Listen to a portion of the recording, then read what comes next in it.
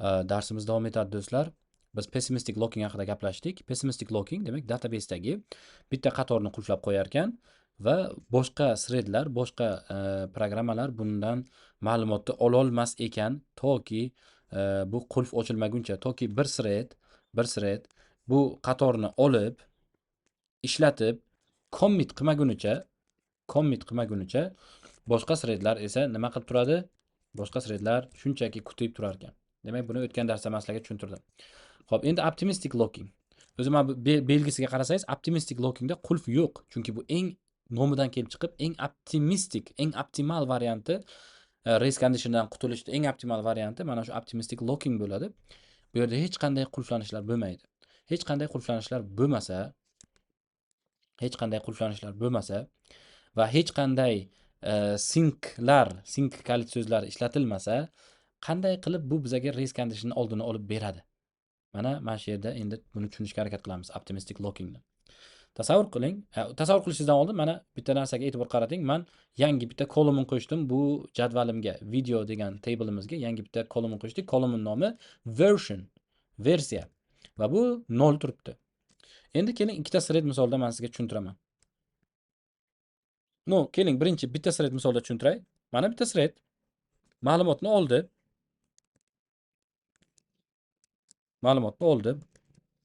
Ustida qanaqadir amaliyotlar bajardi. Oxirida mana hosil bo'lgan natija mana bu ma'lumot.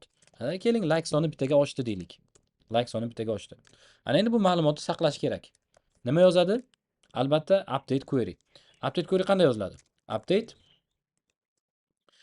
video jadvalni update qilasan, set qilasan, hamma narsasini. Xullas update query. Ya'ni biz Hibernate orqali deylik update query yozgan paytimizda hamma narsasini demak update qilib chiqadi, to'g'rimi? Ayniqsa o'zgargan narsalarni. Xo'p, update queryni oxirida where id teng 123 degan narsa bo'ladimi, yo'qmi? To'g'rimi? Biz nimanidir update qilmoqchi bo'lsak, u idsi bo'yicha update bo'ladi. O'sha uchun mana bu yerda id teng 123 degan zapros query ketadi. Endi optimistic lockingda biz mana shu queryni o'zgartiramiz, o'zimiz qo'l bola mana shuni yozamiz. Nima deymiz? id teng 123 va version teng 0 deymiz. Ya'ni sen shu qatorni update qilgin, mana shu update qanaqa updatelar bo'lgan bo'lsa, hammasini bajargin. Qachonki idsi 123 bo'lsa, bu tushunarli va qachonki versioni 0 bo'lsa, o'zi bu ma'lumotni olgandan keyin like'lar sonini bittaga oshirdi, qanaqadir operatsiyalarni bajardi va обязательно o'zbekchasiga nima bo'ladi? Va albatta mana bu versionni qiymatini bittaga oshirib qo'yadi. Va demak update jarayoni bo'lgandan keyin mana bu version 1 bo'lib qoladi, mana bu like'lar soni 12 bo'lib qoladi. To'g'rimi? Xo'p, endi mana bu yerda xuddi version ortiqchaday tuyulyapti-da, sizga nima kerak ekan bu deb o'ylayapsiz, to'g'rimi? Men hozir sizga bitta thread misolida ko'rsatdim bu vaziyatni. Ana endi ikkita thread misolida ko'rsataman, qanday qilib bu race conditionni oldini oladi. Birinchi thread qiymatni oldi. O'zgarishlarni qildi va yangi qiymat hosil bo'ldi. Nimadir o'zgardi, qaysidir kolumnlar o'zgardi. Bizda holatimizda like'lar soni bittaga oshdi va version ham bittaga oshadi. Va update query ni yubordi. Update query qanaqa bo'ladi? Update nimalarnidir update qilasan, where id teng 123 bo'lish kerak va version teng 0 bo'lish kerak degan update queryni yozib yubordik database'imizga. Birinchi thread tomonidan. Xo'p, va ikkinchi thread ham ana endi race conditionni ko'rishimiz kerak-ku biza. Bir vaqt o'zida hali update bo'lmasdan turib, bir vaqt o'zida ma'lumotni oldi. Qanaqadir o'zgarishlar qildi va bu ham like'lar sonini bittaga oshirib qo'ydi, mana 12 qilib qo'ydi va bu ham versionni 1 qilib qo'ydi. Va bu ham xuddi mana shunaqa query yuboradi. Database ga. Va topingchi mana shu yerda nima bo'ladi? Bitta qatorni ikkita thread bir vaqt o'zida o'zgartirmoqchi bo'lsa, database bularni ketma-ket qo'yib beradi. Ya'ni men o'tgan darsda aytgandim, database da built-in locking system bor o'zi. Ya'ni databaseda o'zi default holatda qulflash bor.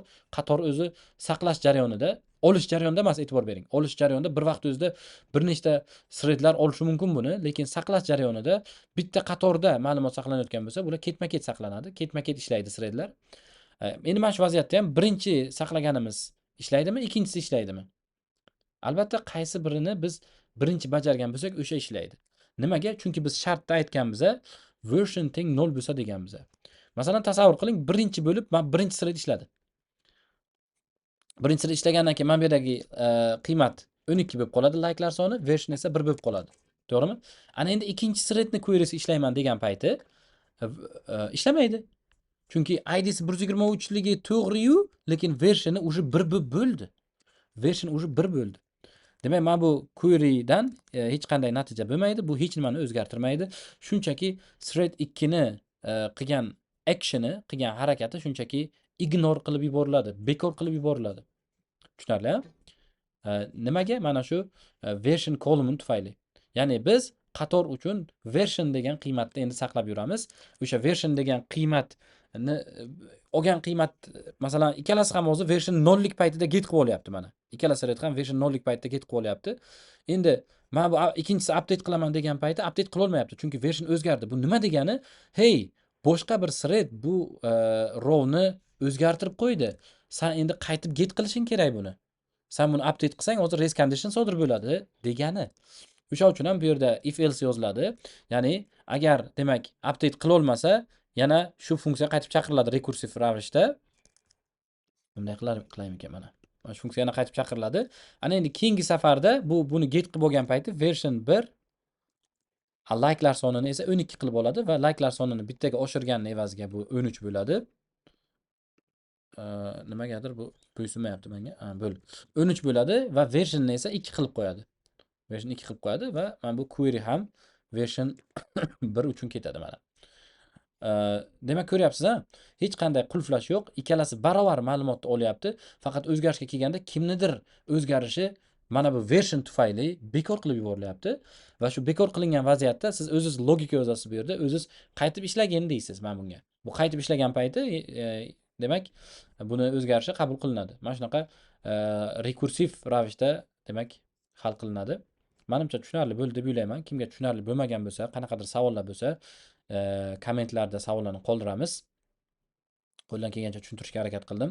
O'zi bu muammolarga uchrayotgan odamlar, optimistic locking, pessimistic locking muammolariga uchrayotgan odamlar men hozir tushuntirgan darajadagi tushuntirishdan qoniqqan bo'lishi kerak. Agar qoniqmagan bo'lsa, endi bilmadim. Demak, siz hali bu muammoga yetib kelmagansiz demak.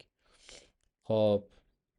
Demak, darsimiz shu. Optimistic va pessimistic lockinglarni tushuntirdik. Xo'p, aytganimdek, kommentlarni to'xtatmaymiz. Savollar bo'lsa, kamchiliklar bo'lsa, feedbacklar bo'lsa, hammasiga ochiq biz. Qo'ldan kelgancha o'zimiz tuzatishga harakat qilamiz va savollaringizga agar javobni bilmasak, uni bilib beradigan tanishlarimiz ko'p. Xo'p, sog' bo'lasiz.